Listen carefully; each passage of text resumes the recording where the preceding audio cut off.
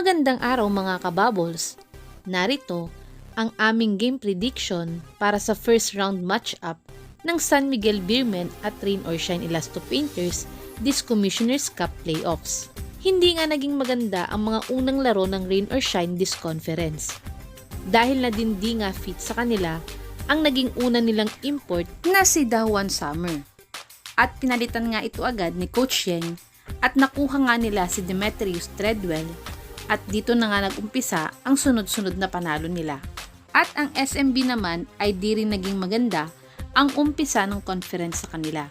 Dahil nagsunod-sunod din nagka-injury ang mga guards nila at sumunod pa nga dyan ay itong 7 times MVP nilang si Junmar at veteran forward nilang si Vic Manuel. Pero nang makuha nga nila si Don Troliano via trade, ay biglang nabuhayan nga ang team ng SMB. At dito na nga sila nakahabol para mapasama sa top 4 ngayong Commissioner's Cup. At sila din ang may twice to beat advantage sa labanan nila ng Rain or Shine ngayong first round ng playoffs. At sa una nga nilang paghaharap sa elimination rounds, ay itong SMB nga ang nanalo sa Rain or Shine by 5 points lamang sa score na 115 to 110.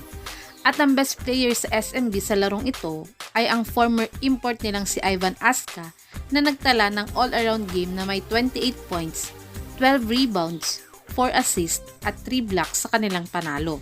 At ang best player naman sa Rain or Shine ay si Gian Mamuyak na may 33 points, 3 rebounds at 4 assists sa kanilang talo. Para sa SMB ay wala pa nga si Don Troliano sa labanan nilang ito at hindi din si Benny Boatwright ang import nila dito. Samantalang sa Rain or Shine nga ay hindi nakapaglaro ang rookie bigman nilang si Kit Datu.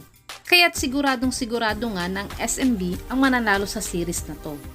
Dahil nga kumpleto ang lineup nila na papasok sa playoffs ngayong Commissioner's Cup. Maswerte na nga si Coach Yeng at ang Rain or Shine kung makaisa sila sa SMB ngayong playoffs.